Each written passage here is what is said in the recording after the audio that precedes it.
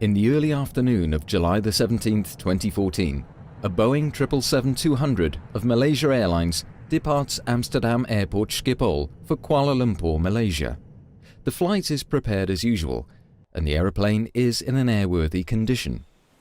On board of flight MH17 are 283 passengers and 15 crew members. The routing of this flight leads via Germany, Poland and Ukraine to the east, a standard routing to Asia that many airlines use. Flight MH17 enters Ukrainian airspace at an altitude of 33,000 feet, following airway Lima 980.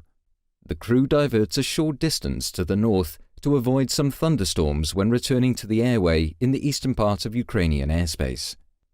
In this region, an armed conflict between the Ukrainian government and armed groups is in progress.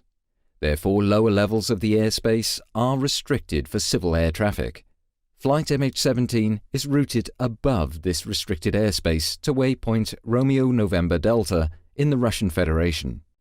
Until that moment, the flight proceeds normally. When flight MH17 is above the eastern part of Ukraine, a Buk surface-to-air missile system fires a missile. It travels almost at 3 times the speed of sound and carries a 9N314M model warhead. Inside it is an explosive core surrounded by 2 mantles containing preformed iron fragments. Radar guides it to its target, where it is detonated by means of a proximity fuse. A Buk surface-to-air missile can reach an altitude of 80,000 feet, exceeding the flight altitude of flight MH17 by far. At 20 minutes and 3 seconds past 1, this warhead explodes to the left and above the cockpit of MH17. About 800 preformed fragments perforate the aeroplane. This impact, combined with the blast of the explosion, causes the cockpit and the business class section to separate. As it descends, the aeroplane disintegrates. This film shows the international investigation into this crash, conducted by the Dutch Safety Board.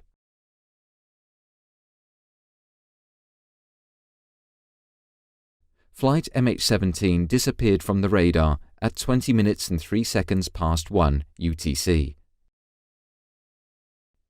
Very soon, the first reports were made of wreckage falling down in the eastern part of Ukraine. In an area of about 50 square kilometers, 6 sites were identified where parts of the aeroplane came down. Wreckage of the cockpit and the forward section of the aeroplane crashed at the sites near Rozipna and Petropavlivka. The aft and tail sections ended up about 8 kilometers eastwards, near the village of Grabov. The middle section of the aircraft was destroyed by an intense fire at the main crash site. None of the 298 occupants survived the crash. The Ukrainian National Investigation Bureau, NBAAI, commenced an investigation the same day. Because of the considerable number of Dutch passengers, the Dutch Safety Board decided to send a team to Ukraine the next morning. They arrived in Kiev on the evening of the 18th. On July 23rd, Ukraine delegated the investigation to the Netherlands, and the NBAAI requested the Dutch Safety Board to conduct the investigation. This investigation was conducted according to the standards and recommended practices of ICAO, the United Nations International Civil Aviation Organization. The investigation consisted of accredited representatives of 7 states and initially started its work from Kiev. Later on, the investigation was continued from The Hague in the Netherlands. Chairman Joustra explains why the Dutch Safety Board conducted this investigation. The investigation established in detail the exact causes of the crash. It presents the facts and speculation is removed. An investigation contributes to aviation safety and will provide clarity to the relatives. Because of the large number of Dutch victims, we naturally wish to contribute to the investigation into the causes of the crash. When we were asked to conduct the investigation, we were ready to do so. The investigation was made possible thanks, in part, to the efforts and expertise of representatives from the 6 participating countries, They met on several occasions and their input has contributed to the quality of the report. The crash site is located in an armed conflict area and access is very limited. Under escort of the OCSC, Ukrainian and Malaysian investigators and the Australian Federal Police were able to pay brief visits to the crash site the first days after the crash. There, many photographs could be taken. After that, it was not possible for investigators to visit the crash site until late autumn. Sections of the cockpit found on the crash site show damage indicating high-energy objects penetrating the aeroplane from the outside. The flight data recorders were handed over and the investigative team transported them to Farnborough in the United Kingdom to retrieve the data. Based on these first findings, the Dutch Safety Board published a preliminary report in September 2014. The first conclusions were: no abnormalities were found regarding the aeroplane or crew. No malfunction of any system or oral warning was recorded. Also, no distress messages were received by air traffic control. Radar data showed that no other aircraft was in such close proximity that a mid-air collision could have occurred. Damage to the forward fuselage indicated penetration by high-energy objects from outside the aeroplane. In the autumn of 2014, the first recovery mission for the wreckage took place. From October onwards, preparations were made to recover those parts of the wreckage that were most important and to transport them to the Netherlands for further investigation. During a 6-day period, starting on the 16th of November, the Dutch Safety Board recovered hundreds of pieces of wreckage. The wreckage was transported to a railway station in Torez, Ukraine. In the spring of 2015, 2 wreckage recovery missions followed. Investigators were able to recover additional wreckage from the sites that could not be investigated before. They also received wreckage that was collected by locals. The first convoy of wreckage arrived in the Netherlands at the Gilse Ryan Air Force Base on the 9th of December 2014. Over the following months, more convoys of wreckage were transported to Gilse Ryan. Upon arrival, all wreckage was sorted, tagged, photographed in front of a green screen, and forensically examined. In a hangar, pieces of the aeroplane were laid out for investigation. All wreckage pieces were examined for failure mechanisms, damage patterns, and traces of external objects that could have hit the aeroplane. The investigation of the wreckage led to further evidence of a surface-to-air missile being the cause of the crash of flight MH17. A number of other scenarios, such as internal explosions, gunfire, or air-to-air missiles, were excluded. Based on the photographs of the wreckage, a 2-dimensional reconstruction was made to identify the position of wreckage on the aeroplane's grid. The major fractures were determined on the basis of the wreckage, the photo reconstruction, as well as the location where each part was found. At Gilse Ryan Air Force Base, the Dutch Safety Board made a 3-dimensional reconstruction of the forward section of the aeroplane. First, a frame matching the model of a Boeing 777-200 was built. Over a period of 3 months, the cockpit and the forward part of the business class were reconstructed. The parts were moved to their exact position and fixed in place. This reconstruction was made to validate and visualize the results of the investigation. It shows the overall picture and places various parts and damages in their context. Looking at the reconstruction, the impact pattern made by the high-energy objects is clearly visible.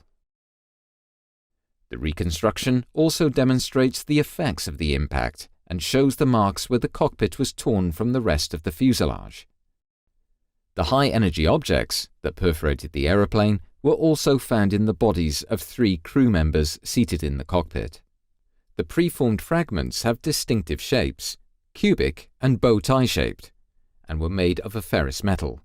Some fragments had traces of aluminium and glass on them, proving that they had perforated the aeroplane from the outside. The 2 left windows of the cockpit particularly show perforation by preformed fragments. many traces of explosives were found on pieces of wreckage. Also, certain traces of paint were found that match paint on parts of a missile that were recovered from the crash site and missile fragments found in the cockpit and the left wing. The retrieved fragments and traces of paint point to a missile carrying a specific type of warhead and launched by a Buck surface-to-air missile system. During the investigation, a number of computer simulations were conducted. These support the surface-to-air missile scenario. The detonation of a 9N314M model warhead was simulated to calculate a point of detonation as well as the damage that could be expected. The warhead exploded on a location in space less than 1 cubic meter to the left of and above the cockpit, spraying its fragments in a characteristic radial circular pattern originating from the missile. These patterns match the damage found on the reconstructed forward section of the fuselage. Further proof of the detonation position was found in the last milliseconds of the cockpit voice recorder. This contained recordings of 3 crew microphones and an overhead microphone in the cockpit on separate channels. During the final milliseconds, these microphones recorded a sound peak. Based on the difference in timing of the recordings of the sound peak on these 4 microphones, a direction could be calculated. Based on the investigation into the detonation of the warhead and the characteristics of both the Boeing 777 and the Buck surface-to-air missile, its possible flight paths were simulated. The calculated area from which the missile was launched measures about 320 square kilometers and is situated in the eastern part of Ukraine. Further forensic research is required to determine the launch location. Such work falls outside the mandate of the Dutch Safety Board. The investigation demonstrated that the aeroplane flew at an altitude of 33,000 feet, which is to say 10.1 kilometers. No abnormalities regarding the aeroplane or crew were found. The flight proceeded normally, and no malfunctions of any system or oral warnings were recorded. Also, no distress messages were received by air traffic control. Both flight recorders stopped abruptly at 13:20:03, and from that time, the flight crew of MH17 did not respond to air traffic control messages. Flight MH17 disappeared from the radar. The aeroplane was perforated by hundreds of high-energy objects shaped like cubes and bow ties. Many fragments were found in the bodies of the crew seated in the cockpit. Some of them had a bow tie or cubic shape. The left side of the cockpit area shows a characteristic damage pattern. Traces of explosives were found in the wreckage and on the missile fragments found. Paint on fragments found inside the wreckage matches paint on the recovered missile parts. The point of detonation was determined by the spray pattern on the cockpit and by simulations, and was confirmed by the recorded sound peak. The impact and blast resulted in the aeroplane's disintegration. The wreckage of the aeroplane was distributed over 6 different sites, consistent with the way the aeroplane broke up in the air. Based on these findings, the Dutch Safety Board concludes that Flight MH17 was downed by a 9N314M warhead carried on a 9M38 series missile as installed on a Buck surface-to-air missile system. Other scenarios were investigated and excluded. No other scenario can explain this combination of factors. The findings are conclusive and support each other based on multiple sources. To that end, we have been able to draw well-supported conclusions about the flight and the causes of the crash. The investigation of the wreckage has demonstrated that the aircraft was perforated at high speed by fragments coming from a specific location to the left and above the cockpit. There were indications of this early in the investigation, but the wreckage turned out to be important for verifying and further substantiating those indications. Immediately after the crash of MH17, the question rose how it was possible that a scheduled commercial airliner flew over an area that was known to be a conflict zone. The armed conflict in Ukraine progressively expanded to the air, and several military aircraft had been shot down in the previous weeks. According to Ukrainian authorities, 2 of these aircraft were hit by more powerful weapons that reached higher than before, but none of the parties involved made any connection between the military developments and the possible risks posed to civil aviation. On June 6, 2014, a Notice to Airmen, or NOTAM, was issued by Ukraine to restrict the airspace over the eastern part of Ukraine up to flight level 260. This was done to protect military aircraft from ground attacks and to let them fly at a higher level. On July 14th, the restriction was raised to flight level 320. Airlines assumed that the unrestricted airspace above this level was safe. Most commercial airlines continued their flights over the region. On July 17th, until the airspace was closed, 160 commercial flights passed through this area. 3 other airliners were in close proximity of MH17 when it disappeared from the radar screens. All over the world there are areas where an armed conflict takes place while the airspace above those areas remain unrestricted.